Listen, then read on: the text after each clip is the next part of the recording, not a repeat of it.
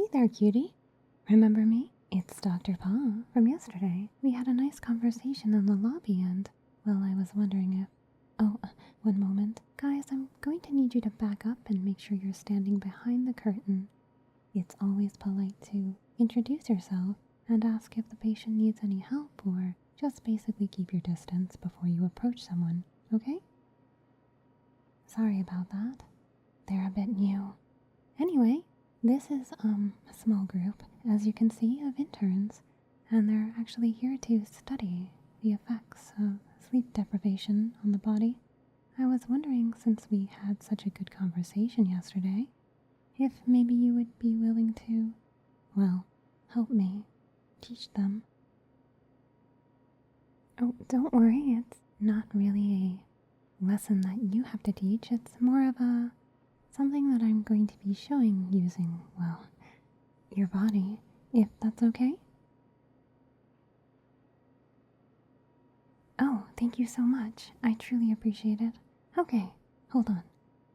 Okay, guys, you can come in just a little bit, but make sure to stay behind the line of the curtain and just close enough that you can see without making our wonderful patient here uncomfortable. Okay? Okay. Anyway, so what I'm going to need you to do is to relax, get comfortable. I know you've been up for a while, but don't worry, this should be a very calming experience, which might even help you get a better night's sleep. Anyway, alright, students, you're all good? Get your notepads out. I'm talking to you, Jerry. Come on, Jerry. Tell me you didn't forget it. Well, you're just gonna have a very good memory, which is actually our first point to sleep deprivation. Normally, when you check on a patient, you want to make sure they do recall you, because sleep deprivation has a bit of a short-term memory problem. That's okay. I remember you. Anyway, you want to make sure that people with sleep deprivation recall who you are, so that you're not frightening them when you reapproach them, especially if you're someone new to their lives. And in this case, with our patient, after you have established that you are familiar with one another, what I'd like you to do is check over the patient and essentially make sure that they have no physical signs of extreme sleep deprivation, and that can usually be seen right around here. I'm going to get a little bit close to you. Are you alright with that? Okay. So basically, what you're going to do first is check the circles around the eyes. Normally when a patient is sleep deprived, you can see right over here and here underneath the circles of the eyes is a little bit puffy and sometimes darkened, and this shows that there is a bit of tiredness in the eyes. It's actually quite common these days for eyes to be fatigued looking, such as right here, because the majority of us have jobs where we sit at a computer and stare at a very bright screen all day. So, when you go to bed, you shouldn't be on your phone or any more screens because your eyes are already tired from the amount of screens that you're looking at per day. Another thing you can check is if you look around the jawline right over here, sometimes you can actually sense the tension. This does come with experience, but if you gently trace the jaw, occasionally, if the patient is very relaxed, they will start to relax the muscles around their jawline.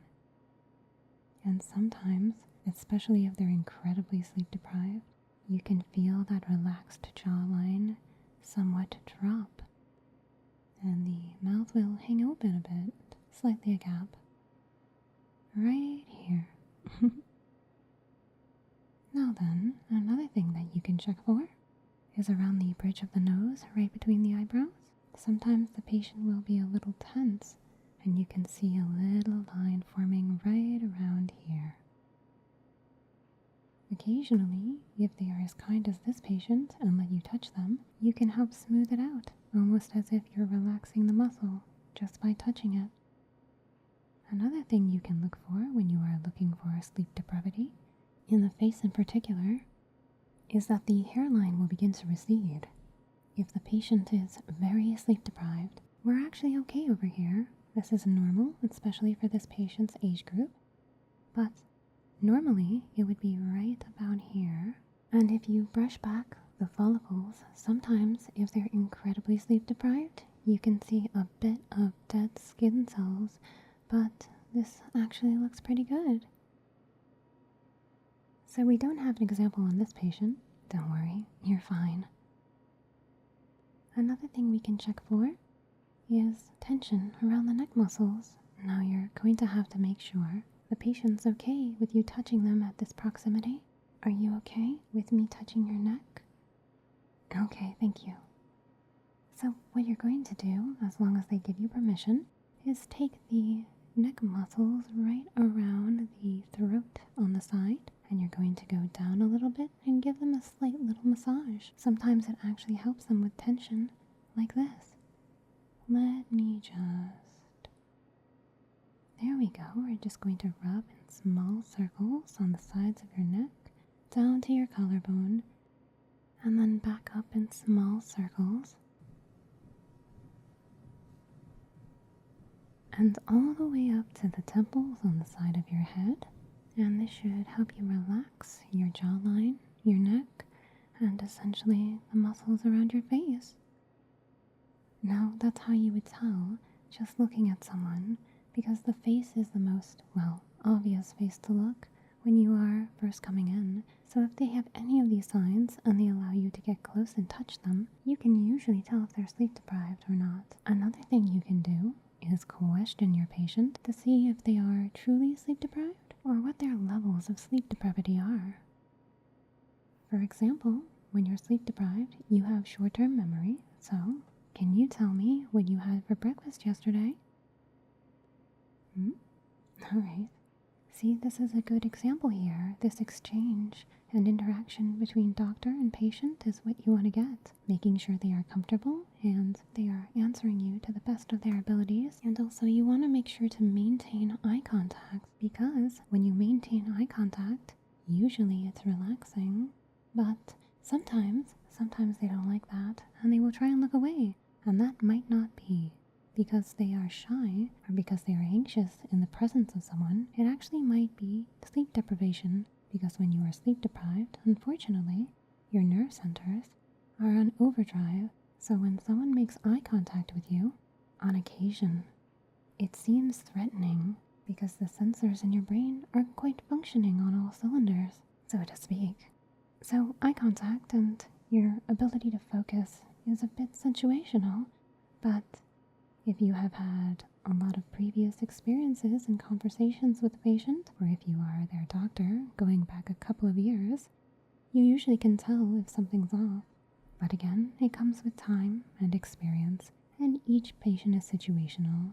As for relaxing the patient and making sure that they have a very good night's sleep, because most of them come in here for almost instantaneous relief, what you can do when you make sure you get them into the rooms for their nice slumber is check the sheets. Just do a quick eye scan, make sure their pillow has been fluffed, that the comforter we provide them is to their liking, because we do have 3 different sizes. Did you know that?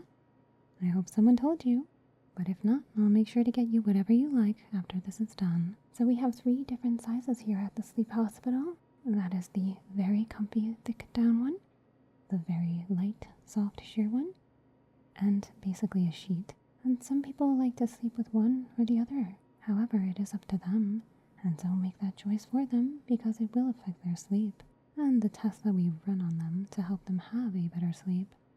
Isn't that right, cutie? Now that we've gone over the basics, you also want to dim the light, something a lot of people don't consider, and make sure that it is to their liking. Is this okay and to your liking? If not, you can always close your eyes. Go ahead, just close your eyes. As I said, it's whatever they're most comfortable with doing, and you should never force something on a patient. You always must have their consent, especially for a sleep hospital like ours, because the more cozy, comfy you can get them, the better sleep they're going to end up having. On to the next. Something else to be considerate of. Most patients before they come in are so sleep deprived that they are running on whatever is fueling them. So often they have sugary drinks, something with caffeine in it, energy drinks, coffee, sometimes foods with high sugars, foods with high amounts of salt. All of these can affect your sleep, and oftentimes when we get patients coming in, they have had a very salty, sugary snack beforehand and something caffeinated. What you want to do is offer them a nice big glass of water. Ask them to wait an hour after drinking so that they can use our restroom we have over here. And then, before bed, make sure that the lights are dimmed, that they do not have any electronic devices with them. And if they are bored or express concern or would like to do something else, assure them that this is for the betterment of their sleep and offer them something to read. For example, something to read that is not on a screen. We have plenty of books from the lobby if they like. We also have magazines, but no TV, and try to emphasize that they do not look at their phone screen. It's all part of helping them fall asleep, especially because sometimes, in our more serious cases, which you do not have, cutie, we will be hooking up monitors to the sides of their head and on their chest to monitor how they sleep. And often electronics distract them from going into the REM cycle. Make sure that our tests have the best results that can help our patient going forward. So we really need to emphasize and stress that they not be looking at any bright screens. I know a lot of you students stay up late to study and cram for exams. What you should really be doing is studying earlier in the day, getting a good night's sleep. And if you check first in the morning and test yourself, you're going to find that your test results are going to be a lot better if you do this. I'm talking to you, Jerry. I digress. Our patient has been kind enough to allow us to stay and use them as an example. Thank you so much again. Okay, class. Does anyone have any questions? Actually, before we do that, we should probably do this in the conference room.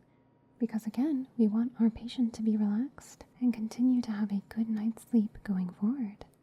So we will hold all questions until we get to the conference room, but before we go, thank you again. We appreciate it. And hey, if you have any questions, I'm going to leave a survey below in the comments and you can fill that out for me, okay? Until then, try and have a good night's sleep, okay? Cutie?